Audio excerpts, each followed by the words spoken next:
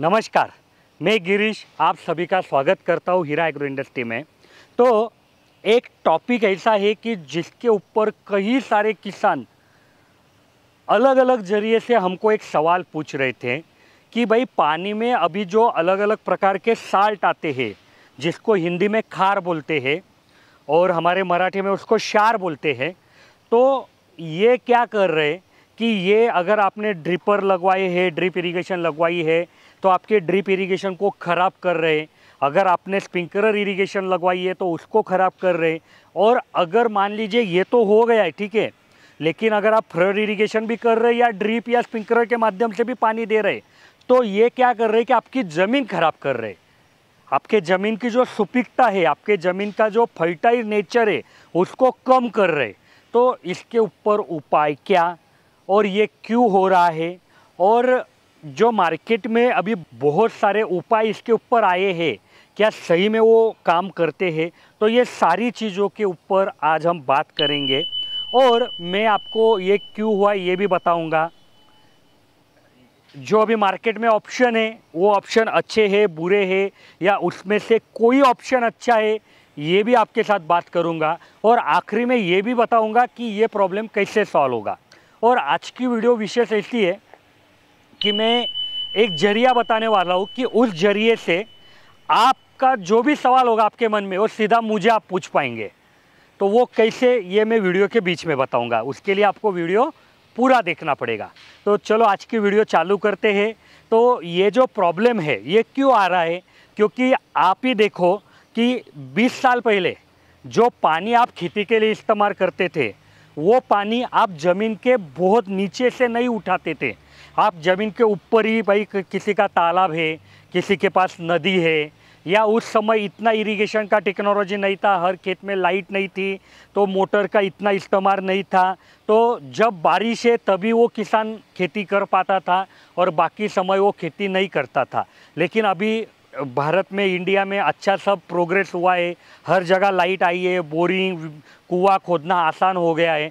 तो उसी के हिसाब से क्या हुआ है कि आप ज़मीन के बहुत अंदर से, मतलब ठीक है ये बहुत, मतलब क्या कि कुछ एरिया में 60 फीट पे पानी गया है, कुछ एरिया में 200 फीट पे गया है, कुछ एरिया में 600-800 फीट में गया है। और हमारे जैसा जो एरिया है कि वहाँ पे बहुत पहले से ये सारी सुविधा उपलब्ध थी, तो यहाँ पे तो 1200 फीट तक बोरिंग कर रहे। तो इसकी वजह से क्या हो रहा है कि अलग अलग जो खनिज थे, अलग अलग जो मटेरियल था ज़मीन के अंदर, वो आपके अभी पानी के संपर्क में आ रहा है और वो पानी को आप ऊपर उठा रहे और वो पानी का इस्तेमाल आप कर रहे, और इसी के वजह से आपको ये प्रॉब्लम आ रहा है। तो अभी फिर ये आप समझिए कि फिर इसको तो दूसरा कुछ उपाय ही नहीं है, क्योंकि आपको तो पानी लेना ही पड़ेगा नीचे से। ठीक है, आप पानी बचाने का कोशिश कीजिए, जो बारिश में पानी होती है उसको ज़मीन में डालने का कोशिश कीजिए। ये सब प्रावधान तो आप करेंगे, सरकार भी आपको ये बताती कि इस तरीके से आपने करना चाहिए। लेकिन इसके ऊपर जो अभी मार्केट में सॉल्यूशन मिलता है, तो सबसे आसान एक ही सॉल्यूशन आपको दिखेगा कि वाटर कंडीशनर। अभी वाटर कंडीशनर में क्या है कि अलग अलग टेक्नोलॉजी यूज़ होती है, कई प्रकार के वाटर कंडीशनर आते हैं, लेकिन ये सभी का, कोई भी प्रकार का वाटर कंडीशनर लो आप, उसका जो बेसिक प्रिंसिपल है वो यह है कि वाटर कंडीशनर में इलेक्ट्रोमैग्नेटिक फोर्स तैयार किया जाता है कि जिसके ऊपर कुछ एरिया में पॉजिटिव चार्ज रहता है, कुछ एरिया में निगेटिव चार्ज रहता है। मैं आपको बोर्ड पे निकाल के दिखाता हूँ। तो ये आपने मान लीजिए वाटर कंडीशनर है आपका, तो इधर कहीं पे क्या होता है कि पॉजिटिव चार्ज तैयार किया जाता है, कहीं पे निगेटिव चार्ज किया जाता है। और जो आपका पानी है कि जिसके अंदर साल्ट है, तो ये पानी का क्या है कि ये साल्ट मतलब क्या, तो कोई धातु है। तो इसमें एक तो पॉजिटिव चार्ज होगा, एक तो निगेटिव चार्ज होगा। और ये फिजिक्स का, फिजिक्स को हिंदी में क्या बोलते हैं, भौतिक शास्त्र। तो ये बेसिक नियम है कि अपोजिट चार्ज के तरफ अट्रैक्ट होता है चीज़। तो अगर ये क्या प्रिंसिपल है कि जब आपका पानी इसके आजू बाजू से, इसके ऊपर से, इसके अंदर से गुजरता है, तो अगर आपके पानी में पॉजिटिव चार्ज होगा तो वो निगेटिव के तरफ अट्रैक्ट होगा, और अगर आपके पानी में निगेटिव चार्ज होगा तो वो पॉजिटिव के तरफ अट्रैक्ट होगा और जो चार्ज है वो यहीं पे रह जाएगा और आपका पानी आगे जाएगा। तो एक प्रकार से क्या है कि आपके पानी का TDS कम करते हैं आप। तो ये कारगर है, ये टेक्नोलॉजी ना सक्सेस है, लेकिन खेती के लिए नहीं। ये जो टेक्नोलॉजी है ये सही में काम करती है, लेकिन खेती में इसका प्रॉब्लम क्या हो रहा है कि देखिए कि कुछ समय बाद अगर आप इसका इस्तेमाल करेंगे तो आपके पानी में जो भी धातु रहेंगे, जो भी मटेरियल रहेगा, जो भी साल्ट रहेगा ना, वो इसके ऊपर डिपॉजिट होते रहेगा। इसका मतलब ऐसा बोला नहीं जा सकता कि इसका वही उदाहरण है। अगर टेक्निकल जाए तो मैं जो उदाहरण बताने वाला हूँ वो उसको मैच नहीं होगा, लेकिन सामान्य आदमी के लिए ये सामान्य उदाहरण बताता हूँ कि जब आप वेल्डिंग करते हो ना, तो वेल्डिंग में ऐसा ही होता है कि आप अपोजिट चार्ज वहाँ पे लगवाते हो, तो उसके वजह से आपका जो वेल्डिंग का रॉड है वो निकल के जहाँ पे वेल्डिंग है वहाँ पे चिपकते रहता है। तो यहाँ पे भी क्या होगा कि आपके पानी में जो भी चार्ज है, एक तो पॉजिटिव एक तो नेगेटिव है, दो ही प्रकार के चार्ज आते हैं, तो वो वाटर कंडीशनर के ऊपर डिपॉजिट होते रहेंगे और कुछ समय के बाद ये वाटर कंडीशनर पे एक प्रकार की लेयर बन जाएगी। और जैसा आपने चुंबक मैग्नेट में देखा है कि अगर उसके ऊपर पहले अपन बचपन में ये चीज़ सब खेले कि मैग्नेट लिया और उसके ऊपर कागज़ लगवाया, फिर लगा के देखा लग रहा है, फिर दूसरा कागज़ लिया, फिर लगा के देखा लग रहा है, फिर तीसरा चौथा पांचवा कागज़ लिया, तो उसका मैग्नेटिज्म कम होते रहता है, उसका जो खींचने की ताकत है ये कम होती रहती है। तो यहाँ पे वही काम होता है। फिर मैं जब बता रहा हूँ कि ये सक्सेस है और खेती के लिए सक्सेस नहीं है, तो इसका मतलब क्या?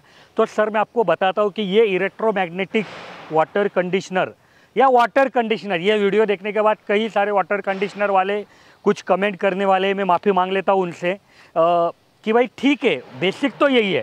तो सर MIDC में हमारा कैमरामैन बोल रहा है कि आवाज़ आ रहा है, MIDC में वीडियो बना रहे तो आवाज़ आएगा, तो किसान भाई समझ लेंगे। तो क्या होता है, मैं आपको बता रहा था कि जब ये वाटर कंडीशनर आपके 5 स्टार होटल में इस्तेमाल होता है या आपके घरों में भी जो RO सिस्टम है उसी में इसी प्रकार का कुछ रहता है, और जो बड़ी सिटी है पुणे, बेंगलोर, तो वहाँ पे जो सोसाइटी बनी है वहाँ पे इस तरीके की वाटर कंडीशनर मैंने खुद देखे हैं। तो वहाँ पे ये अच्छा है, क्यों? क्योंकि ये डिपॉजिट होने के लिए उधर काफ़ी समय लग जाता है, क्योंकि वहाँ पे जो पानी की ज़रूरत है वो बहुत कम है। एक मान लीजिए कि वहाँ पे 50,000 लीटर पानी दिन भर में पूरा हो जाता है, लेकिन यहाँ पे खेती में आप दिन भर में 5 लाख लीटर 6 लाख लीटर पानी का इस्तेमाल करते हो। तो जितना ज़्यादा पानी इसके ऊपर से जाएगा उतना इसको ज़्यादा वो जो मेटल्स है, वो जो साल्ट है उसको खींचना पड़ेगा, और जितना ज़्यादा खींचेंगे उतना ज़्यादा इसके ऊपर डिपॉजिट होगा और उतने ज़्यादा इसकी ताकत कम होती रहेगी। तो ये खेती के लिए क्यों कारगर नहीं है? क्योंकि एक तो ये महंगा है। आप जब इसको कोई कंपाउंड में लगवाएंगे, 5 स्टार होटल में लगवाएंगे या हमारे कंपनी में लगवाएंगे तो वहाँ पे चोरी चपाटी का प्रॉब्लम नहीं है, लेकिन खेती में कितना चोरी चपाटी का प्रॉब्लम है ये हमसे ज़्यादा आपको मालूम। दूसरा कि जब ज़्यादा पानी की वजह से इसकी जो क्षमता है ये कम होती रहेगी, तो वहाँ पे जो चीज़ 5 साल चल रही है वो आपको 2 साल में मेंटेनेंस पे आ जाएगा। एक तो इसकी कॉस्ट बहुत ज़्यादा है, आज 50,000 के आसपास, मैं तो बहुत डर के ये रेट बता रहा हूँ, लेकिन उससे ज़्यादा ही रेट है। और दूसरा कि मेंटेनेंस के समय इसका मेंटेनेंस क्या है, तो भाई ये जो चीज़ है ये बदलाना, और यही तो इसकी आत्मा है, यही तो उसमें महंगा है। तो उसकी वजह से क्या होता है कि मेंटेनेंस भी इसका महंगा हो जाता है, और इसीलिए किसान भाई ये चीज़ इस्तेमाल नहीं कर रहे। कई किसानों से हमने बात किया तो वो बोलते यार लगाया तब तो बढ़िया काम कर रहा था, लेकिन बाद में कब पानी की क्वालिटी चेंज हो गई ये हमको भी पता नहीं चला, क्योंकि पानी का TDS गिनने का जो रहता है वो आपके पास है ही नहीं है। आपको डिपेंड है आप कौन से प्रयोगशाला में पानी भेजने वाले हैं। तो ये प्रॉब्लम है। फिर इसके ऊपर उपाय क्या?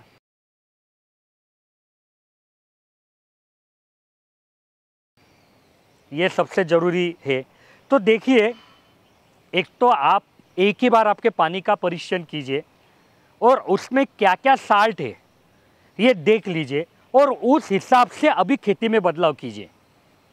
सबसे आसान तरीका कि अगर मान लीजिए आपके पानी में सोडियम ज़्यादा है, तो फिर आप थोड़ा सा सोचिए कि सोडियम ज़्यादा होने से क्या चेंजेस करना पड़ेगा, कौन सा क्रॉप लगवाना पड़ेगा, या मिट्टी में जो आप खाद डालते हो उसमें क्या बदलाव करना पड़ेगा। ये हो गया कि जिसकी वजह से आपकी जो मिट्टी ख़राब हो रही है उससे आप बच जाएंगे। दूसरा कि कुछ पानी अगर आप वो पेस्टिसाइड खाद डालने में इस्तेमाल कर रहे, तो वो पानी का थोड़ा आप अलग से कहीं से लेके आइए कि जिसका TDS कम है। और रह गई बात ड्रिप इरिगेशन स्प्रिंकलर की, तो देखिए यहाँ पे 50-60 हज़ार रुपया खर्च करने से मैं आपको बोलूँगा कि आप अगर ड्रिप अच्छे से इस्तेमाल करेंगे, उसका लंबाई बराबर डालेंगे, प्रेशर बराबर मेंटेन करेंगे, तो हमारा जो 11,500 का सबसे सस्ता वाला पैकेज है वो भी आप 2 साल 3 साल आराम से यूज़ करेंगे, आराम से। पहले साल कुछ नहीं चोकअप होगा, दूसरे साल 5-1% होगा, वो किसानों को प्रॉब्लम नहीं देता है। तीसरे साल 10-15% चोकअप होगा, जो किसानों को प्रॉब्लम देता है। उसको आप थोड़ा सा आधा एक बंडल लेके उसको रिप्लेस करेंगे तो आपका चौथा 5वां साल इसी तरीके से निकल जाएगा। अगर मानिए कि अभी 11,500 में आपके 5 साल चल रहे और ये मेंटेनेंस लगवा के वो खर्चा भी मतलब नहीं जाएगा 20,000 15,000 जाएगा, तो ये हो गया। अभी 5 साल बाद जब आपका ड्रिप चोकअप हो जाएगा तो आपका देखो पाइप खराब नहीं हुआ है, आपका फिल्टर खराब नहीं हुआ है, आपका take up, grommet, joiner, filter, venturi कुछ भी खराब नहीं हुआ है, सिर्फ आपकी नलिए को प्रॉब्लम हुआ है। तो आप नली बदला दो, इतना आसान उपाय है। आप सिर्फ नली बदला दो। और अभी जो 11,500 का मैं पैकेज की बात कर रहा हूँ, तो इसमें क्या है कि 6,600 रुपये की नली आती है। मान लो 5 साल बाद महंगाई बढ़ भी गई और ये 7,000 हो गई, 8,000 हो गई, तो भी ये लगाने के खर्चे में आपका ये काम होने वाला है। लेकिन प्रॉब्लम कहाँ पे है कि किसानों को जो बाकी कंपनियां ड्रिप दे रही है, ये बहुत महंगी महंगी ड्रिप दे रही है, 10 रुपये मीटर, 12 रुपये मीटर। और उसके वजह से क्या होता है कि ड्रिप का खर्चा चला जाता है 70,000 75,000 पर एकड़। और फिर किसानों को लगता है कि यार ये पानी के वजह से ड्रिप खराब होगी तो ये खर्चा करना पड़ेगा। लेकिन मैं वापस बता रहा हूँ कि अगर ये चीज़ अगर आपको 10 साल साथ देती रहती ना तो ये पूरता था, लेकिन अभी नहीं पूर रहा है। हो सकता है कि भविष्य में इसमें और कुछ चेंजेस आएगा, टेक्नोलॉजी, ये टेक्नोलॉजी सस्ती हो जाएगी तो अपन उसका भी इस्तेमाल करेंगे। लेकिन आज के तारीख में मुझे जो प्रैक्टिकल सॉल्यूशन दिख रहा है वो यही है जो मैंने बताया। और जैसा मैंने बोला था कि अगर आपके मन में कुछ सवाल है, आपको मुझे पूछना है, तो हम कोशिश क्या करने वाले हैं कि हफ्ते में कम से कम 2 बार 3 बार सुबह 9 बजे लाइव करेंगे, 8:30-9 बजे बीच में। हमारा जो यूट्यूब चैनल है हीरा एग्रो इंडस्ट्री और फेसबुक पेज है हीरा एग्रो इंडस्ट्री, यहाँ पे हम साइमल्टेनियसली लाइव करेंगे। तो लाइव में क्या है कि आपको सीधा वहाँ पे जो सवाल पूछेंगे वो मुझे दिखेगा और मैं उसका जवाब दूंगा। तो ये एक अच्छा जरिया मैं आपके लिए बना रहा हूँ कि अभी एक 2-4 दिन जाने दीजिए, या ये वीडियो आएगी तब तक चालू हो जाएगा हमारा प्रोजेक्ट। तो आप सुबह 8:30 से 9:30 या 9 तक आप देखते रहिए कि मैं उस समय लाइव आने वाला हूँ। आपको पहले बता दिया करूँगा एग्जैक्ट टाइम, अभी एग्जैक्ट टाइम तो नहीं बता सकता, लेकिन लाइव का जब भी मेरा डिसाइड हो जाएगा कि भाई हफ्ते में कौन से 3 दिन करना है मैं बता दूंगा। तो इस माध्यम से आप मेरे से आपके सवाल पूछ पाएंगे। और अगर आपको लगता है कि मैं ये एफ़र्ट लेता हूँ, आपके लिए लेता हूँ, आपको इससे फ़ायदा होता है, तो आप यह वीडियो को लाइक कीजिए। यह एक जरिया है कि ये दिखाने का कि आपको इस तरीके की वीडियो और चाहिए, या मैं जो प्रयत्न कर रहा हूँ वो आपको पसंद आ रहा है। नहीं तो दूसरा कौन सा जरिया है कि जिसके माध्यम से आप मुझे बताएंगे।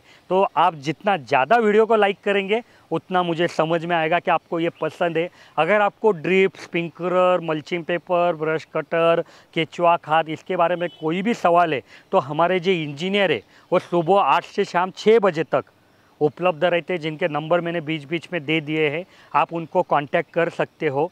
इसी के साथ यह वीडियो मैं ख़त्म करता हूँ। अपेक्षा करूँगा आपको मेरा प्रयास पसंद आया। धन्यवाद।